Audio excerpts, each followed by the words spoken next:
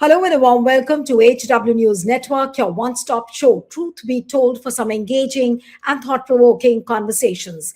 AI Summit in New Delhi grabbed headlines for all the wrong reasons, from mismanagement to theft to Golgotia University fiasco to even Epstein files, due to which Microsoft co founder Bill Gates did not deliver the keynote address. On day four, Prime Minister Modi addressed global leaders at India AI Impact Summit 2026 and called to democratize artificial intelligence, making it a tool for inclusion and empowerment, saying, and I'm going to quote him, artificial intelligence marks a transformative chapter in human history. India is not just part of the AI revolution, but is leading and shaping it. He also spoke about accountability and AI governance. But what about the governance back home? What about the accountability back home? Who will be held accountable for the Epstein files? Coming as it does, the latest news we are getting is that Prince Andrews also has got arrested. So, are we going to see heads rolling as far as the names which have figured so far in Epstein files? And what does it go to show?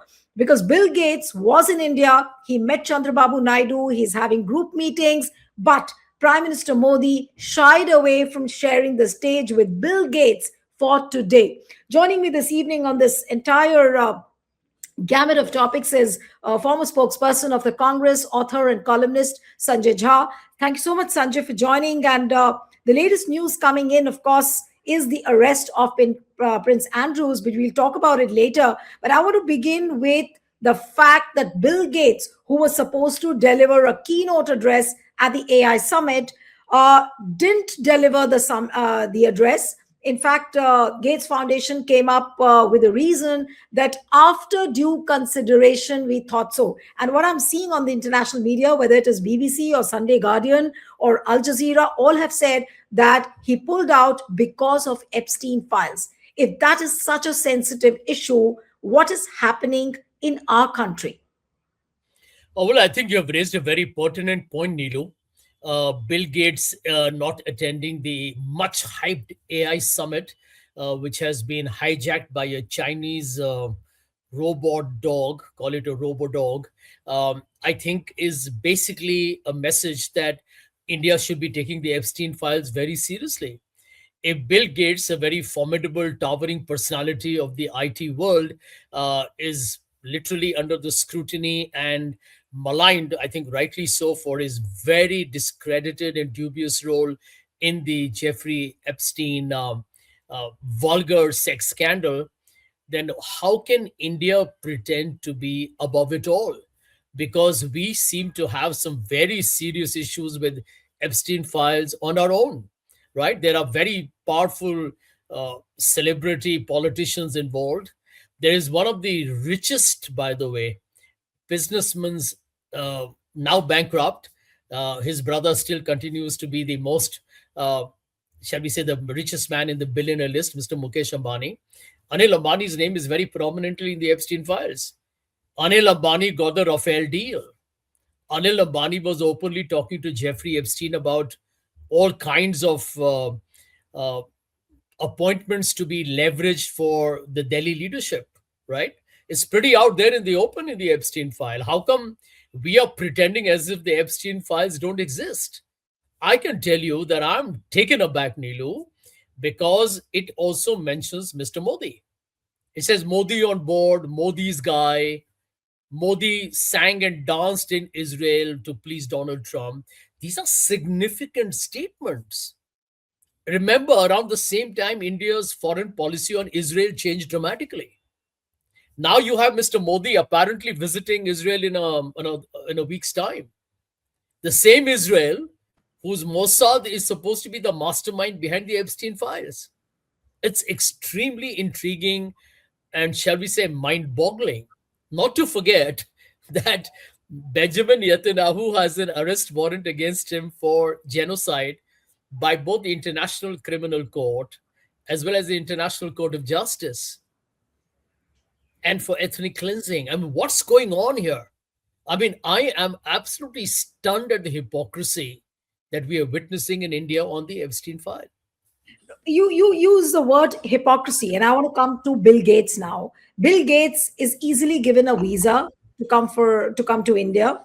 Bill Gates meets Chandrababu Naidu. He has group meetings. He has parallel meetings going on while this AI summit is on. But on the day when Prime Minister is sharing stage with people like Sundar Pichai and several other corporate honchos, Bill Gates doesn't appear there.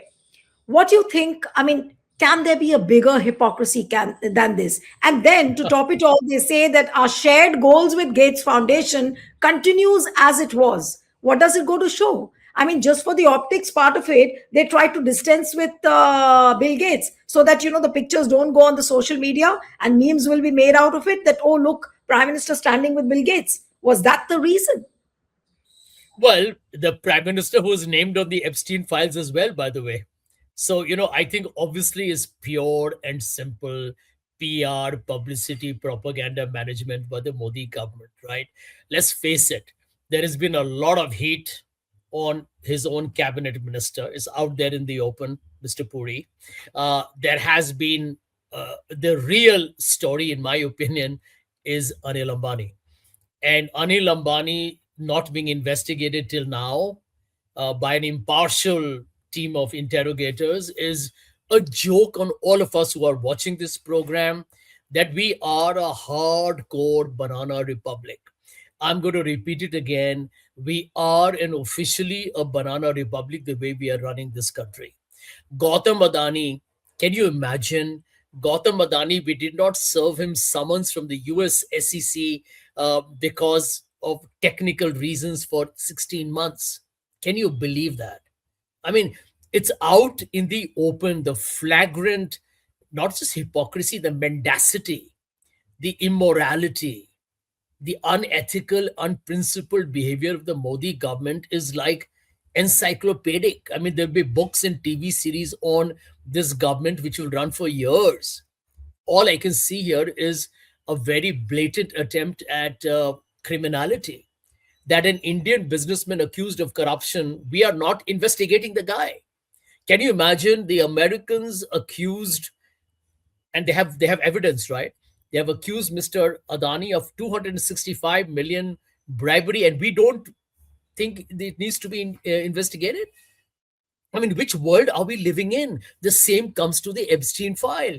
Can you imagine, Neelu? I mean, that this is democracy for you, right? No matter how much we criticize the West. Prince Andrew, now, of course, his title has been taken away from him because of the Epstein file. He's been arrested by the UK police while his brother is the king of the country, the ceremonial head of the Commonwealth in entirety. It just goes to tell you that in India, laws have been subverted. There is absolutely no respect for any, shall we say, principle of governance. There is zero transparency. Everything is about a photo op for Narendra Modi, which is why on day one the AI summit became the most embarrassing fiasco for India. People, there was no Wi-Fi. People had no food and water. They could not carry their keys inside. It was absolute chaos. I think everybody knows about that. And what is absolutely shocking to me is how everybody seems to be so happily reconciled to it.